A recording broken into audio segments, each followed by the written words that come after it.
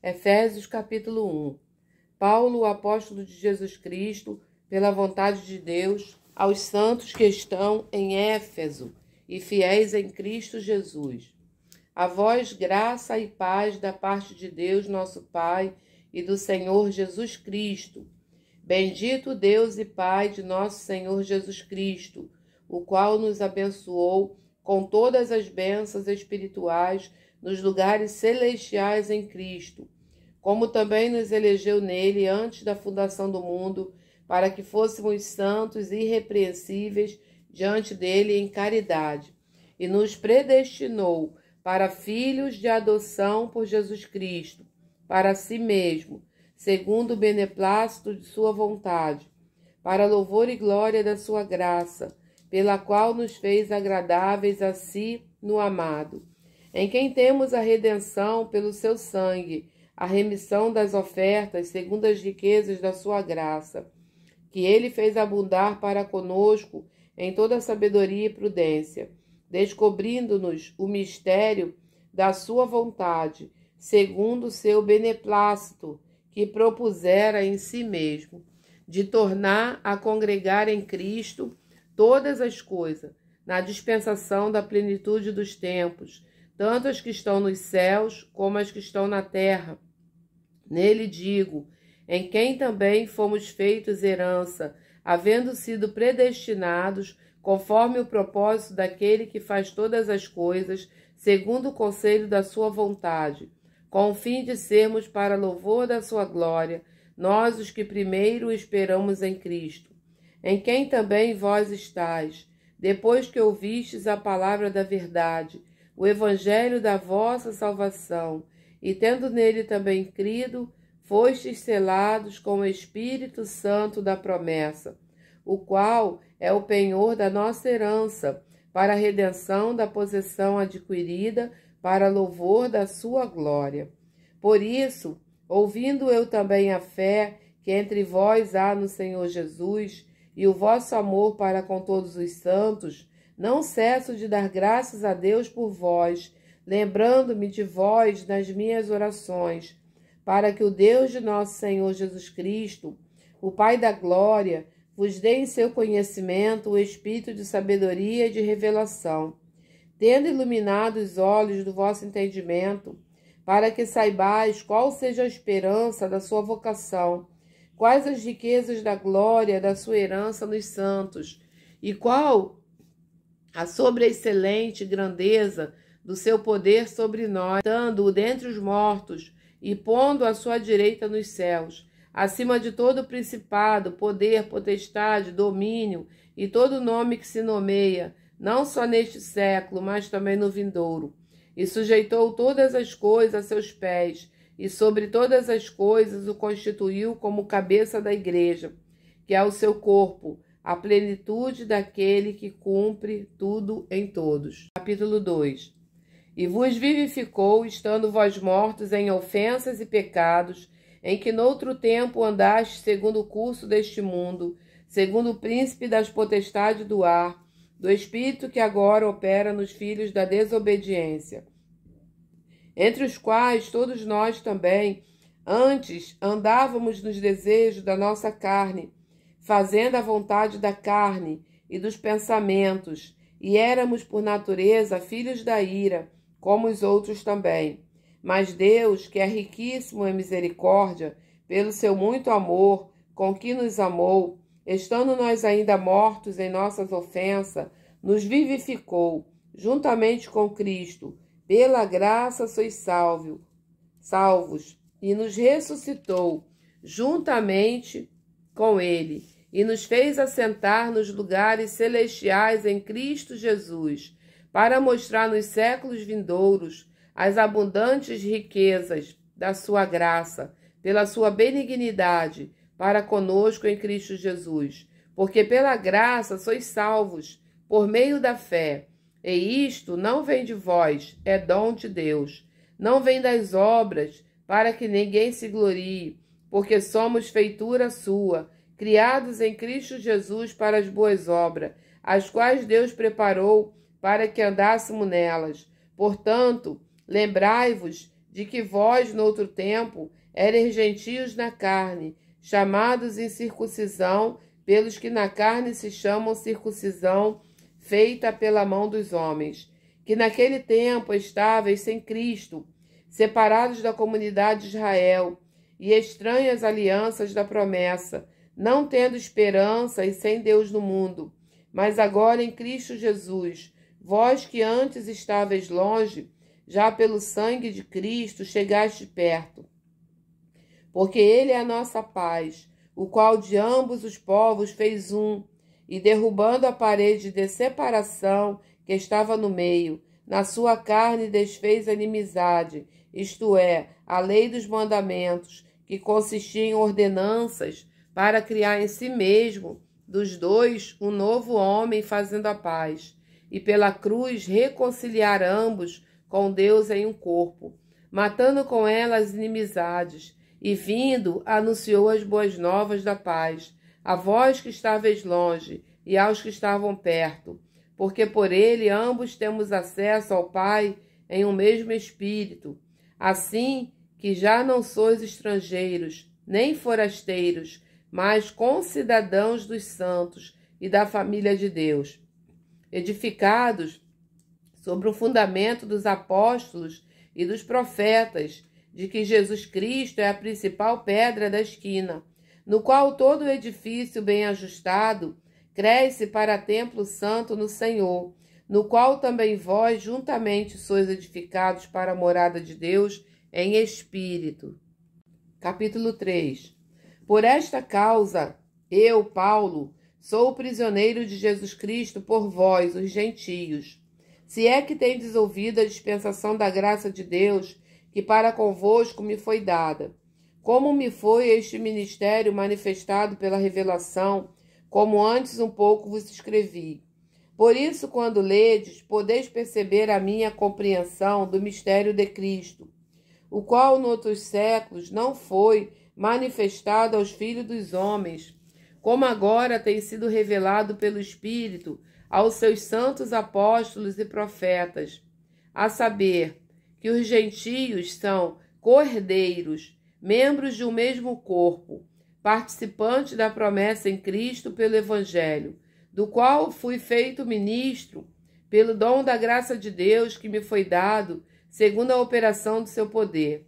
A mim, o mínimo de todos os santos, me foi dada esta graça de anunciar entre os gentios, por meio do Evangelho, as riquezas incompreensíveis de Cristo, e demonstrar a todos qual seja a dispensação do mistério, que desde os séculos esteve oculto em Deus, que tudo criou por meio de Jesus Cristo, para que agora, pela Igreja, a multiforme sabedoria de Deus seja conhecida dos principados e potestades nos céus, segundo o eterno propósito que fez em Cristo Jesus nosso Senhor, no qual temos ousadia e acesso com confiança pela nossa fé nele.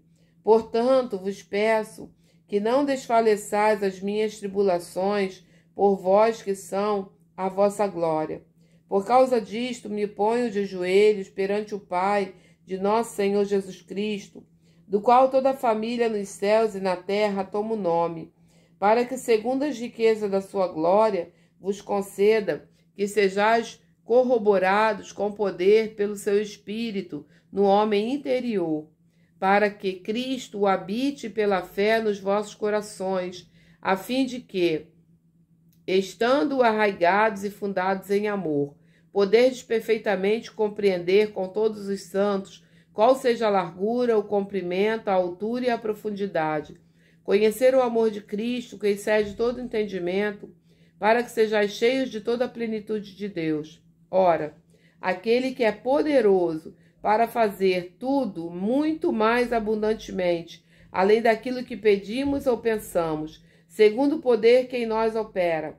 A esse glória na Igreja, por Jesus Cristo, em todas as gerações, para todo sempre. Amém. Capítulo 4. Rogo-vos, pois, eu, o preso do Senhor, que andeis como é digno da vocação com que fostes chamados, com toda a humildade e mansidão, com longanimidade, suportando-vos uns aos outros em amor, procurando guardar a unidade do Espírito pelo vínculo da paz. Há um só corpo, um só Espírito, como também fostes chamados em uma só esperança da vossa vocação. Um só Senhor, uma só fé, um só batismo, um só Deus e Pai de todos, o qual é sobre todos e por todos e em todos vós. Mas a graça foi dada a cada um de nós, segundo a medida do dom de Cristo. Por isso diz, subindo ao alto, levou cativo o cativeiro e deu dons aos homens. Ora, isto de que ele subiu, o que é, senão que também antes tinha descido às partes mais baixas da terra? Aquele que desceu é também o mesmo que subiu acima de todos os céus para cumprir todas as coisas. E ele mesmo deu uns para apóstolos, outros para profetas, outros para evangelistas e outros para pastores e doutores, querendo o aperfeiçoamento dos santos para a obra do ministério, para a edificação do corpo de Cristo, até que todos cheguemos à unidade da fé e ao conhecimento do Filho de Deus, ao homem perfeito, à medida da estatura completa de Cristo, para que não sejamos mais meninos inconstantes, levados em roda por todo vento de doutrina, pelo engano dos homens que com astúcia enganam fraudulosamente. Antes, seguindo a verdade em caridade, cresçamos em tudo naquele que é a cabeça, Cristo, do qual todo o corpo, bem ajustado e ligado pelo auxílio de todas as juntas, segundo a justa operação de cada parte, faz o aumento do corpo para sua edificação em amor. Digo isto e testifico no Senhor, para que não andeis mais como andam também os outros gentios, na vaidade da sua mente, entenebrecidos no entendimento, separados da vida de Deus pela ignorância que há neles, pela dureza do seu coração, os quais, havendo perdido todo o sentimento, se entregaram à dissolução para com avidez cometerem toda a impureza.